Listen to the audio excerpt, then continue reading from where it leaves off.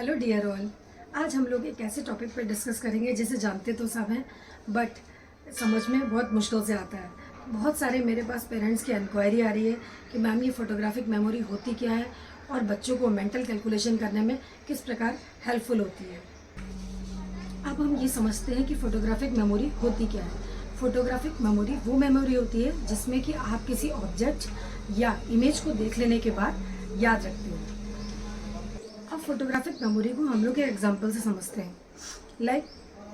जैसा कि इसके नाम से ही क्लियर है, फोटोग्राफिक यानी कि फोटो बनती है किसी भी इमेज और ऑब्जेक्ट की। आप मार्केट में जाते हो, किसी अननोन पर्सन से मिलते हो और जब मिलते हो उसके नाम के साथ और जब आप वापस आते हो तब आप उसे रिकॉल करना चाहते हो तो आप उसको उसकी फोटो के साथ ही रिकॉल कर पाते हो, otherwise not. This is called photographic memory.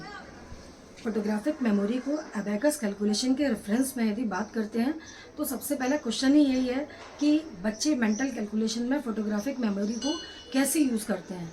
तो सिंपल इज़ दैट कि बच्चे सबसे पहले इस अबेकस पे, रियल अबेकस पे काम करना स्टार्ट करते हैं और इसी के ये बीट्स होते हैं जिन बीट्स पे वो एडिशन, सब्ट्रैक्शन, अर्थमेटिक कैलकुलेशंस करते हैं। और जैसे जैसे उनकी लर्निंग्स बढ़ती जाती है, वो सीख जाते हैं, तो इसी अबेकस के बीट्स उनके माइंड में इमेजिन हो जाते हैं और वो जिस पैटर्न में इससे वर्किंग करते हैं, सीखते हैं, उसी पैटर्न में वो माइंड में इसको इमेजिन करते हैं और सारे कैलकुलेशन परफॉर्म करते हैं। यानी कि उनका जो इमेजिनेशन है, only this is the abacus, जो उनका इमेजिनेशन बनता है और इसके बीट्स ही नंबर्स बनते हैं।